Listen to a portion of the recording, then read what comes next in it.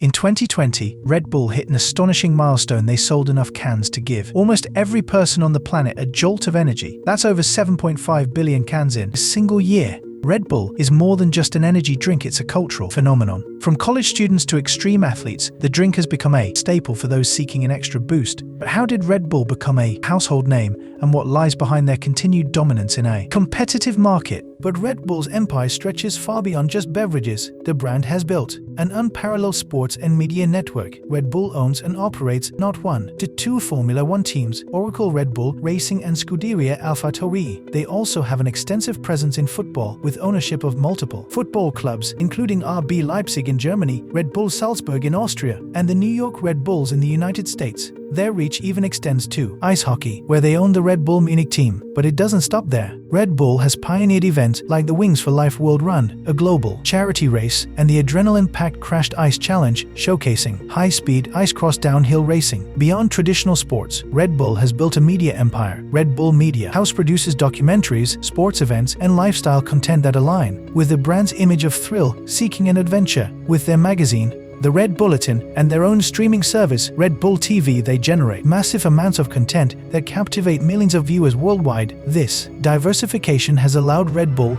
to be omnipresent in the lives of extreme sports fans and casual consumers alike. Clearly, Red Bull is far more than just an energy drink. But is this entire global empire simply clever marketing, or is there a more profound business strategy driving their success? To uncover the truth, let's go back to where it all began, when an Austrian entrepreneur had a vision that would change the beverage industry forever. In 1982, Dietrich Mateschitz, an Austrian businessman, was on a trip to Thailand when he experienced severe jet lag. Searching for a remedy, he tried a local tonic called Krating Dane, a sweet, caffeinated drink that revitalized him. Almost instantly, the drink, whose name translates to Red Gore, a wild bison, native to Southeast Asia, was popular among Thai truck drivers and laborers for its energizing effects. Mateschitz saw its potential not just as a drink, but as a lifestyle product. However, bringing this product to Europe would require more than a simple import. Mateschitz envisioned a new category of beverage, the energy drink. Together with Krating Dane's creator, Chaleo Uvidya, he reimagined the product for Western consumers, tweaking its formula and branding it under a new Red Bull. Their goal was not just to sell a drink, but to create an entirely new market around it. However, not everyone shared Mateschitz's enthusiasm. He pitched the idea to investors, but they couldn't see beyond the drink's niche Asian market roots. Undeterred, Mateschitz decided to launch the product independently. He partnered with Uvidya, each investing $500,000 into the venture, significant risk for a product with no existing market in the West. They adapted the drink's flavor to suit European palates and added carbonation. In 1987, Red Bull made its official debut in Austria with a launch strategy focused on building a brand associated with high energy, excitement, and youth culture. However, initial sales were slow, and the drink even faced regulatory hurdles. When Germany banned Red Bull due to health concerns, it ironically boosted the brand's allure.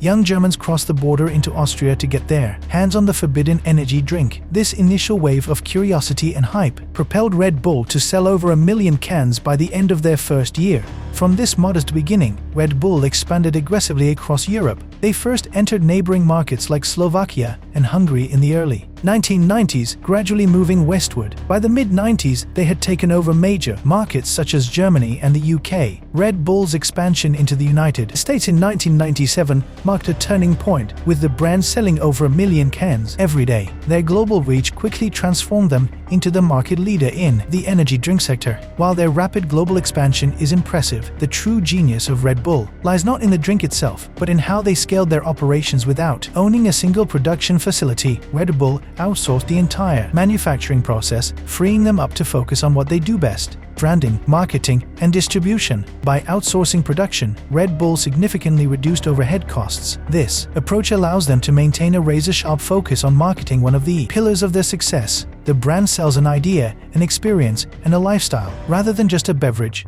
Red Bull's pricing strategy is a testament to its powerful branding. Despite costing just about 9 cents to produce a can, they sell it for over $3. Even when sells large retailers like Walmart, the wholesale price remains around $1.87 per can, making the profit margins exceptionally high. This profitability is made possible through Red Bull's unparalleled brand presence. From the very beginning, Mateschitz understood the importance of embedding the brand within youth culture. Red Bull's marketing strategy was groundbreaking. They didn't rely on traditional advertising methods. Instead, they went where the action was: nightclubs, extreme sports events, and university campuses. The brand used student brand managers who organized Red Bull parties and sports events, building an image of the drink as essential for the young and adventurous. Many of us remember seeing those iconic Red Bull cars, Volkswagen Beetles, with an enormous Red Bull can mounted on top. These vehicles would hand out free samples at beaches, college campuses, gyms, and music festivals. This guerrilla marketing created a groundswell of interest, turning Red Bull into more than just a drink. It became a lifestyle choice. Bartenders quickly recognized Red Bull's potential. Drinks like Red Bull vodka and Jagger bombs became staples at nightclubs worldwide. The drink's association with nightlife and high-energy activities cemented its place as the